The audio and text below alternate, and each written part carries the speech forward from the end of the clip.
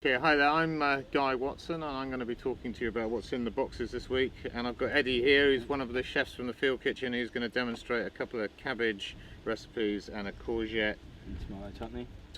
Courgette and tomato chutney. So I thought I'd start by talking about the onions. You might have noticed that in the spring they were sort of fairly small. They're either sown in the autumn or early spring.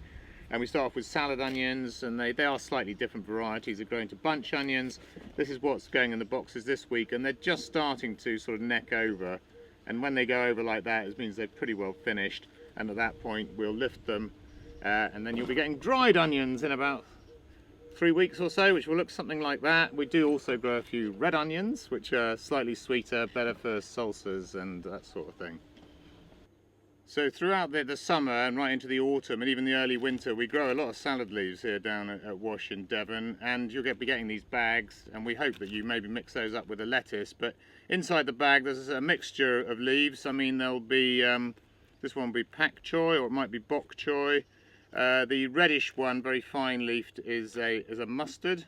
We also grow mizuna, which is very similar to that. There's normally there's quite a lot of rocket in there. It depends what's grown well that week, to be honest. We make up the mixture according to what seems best in the field. And then these are baby beet leaves.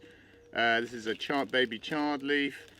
I think that's about it for this week. Sometimes that's actually a baby lettuce leaf, a Batavia lettuce leaf.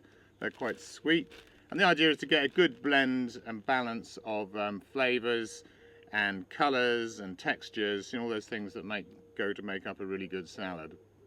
So there have been a lot of Hispy cabbages in the boxes since, I suppose, we started at the beginning of June, and they will run through into the autumn.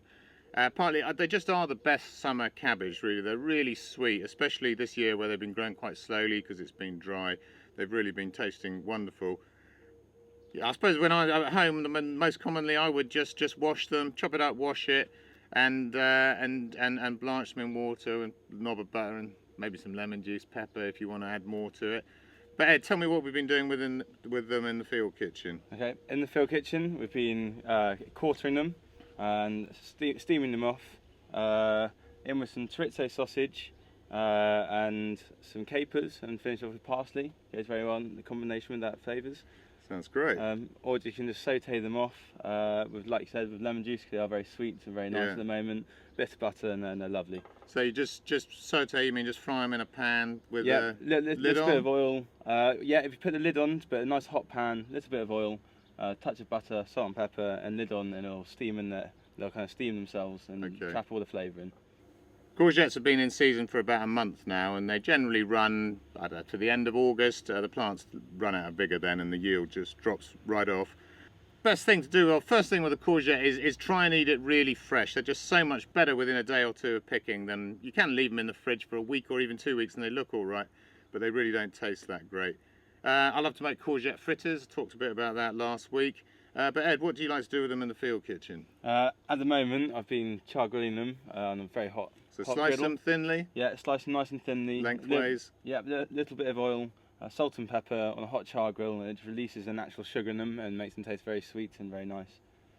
So I just love growing artichokes in the field. In fact, this field behind us, we planted up this spring, and they're right next to the field kitchen, so we can get them in there really, really fresh. These ones, I'm afraid, which I mean, they're kind of okay. These are the ones that are on the extras list. We haven't put any in the boxes this year because with the dry weather, we haven't had very many and they haven't been great quality. We have been using them in the field kitchen, but you haven't been very happy with them, have you, Ed?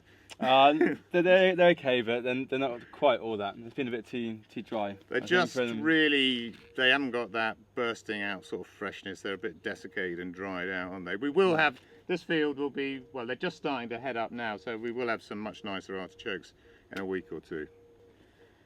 All right, well, I'm going to get back to my artichokes now because I've got to finish doing some weeding, and I'm going to leave you with Ed. He's going to demonstrate the cabbage and chorizo thing. And what else are you going to do? I'm going to do a courgette and tomato chutney. Great. I'll leave you to it. Thank you.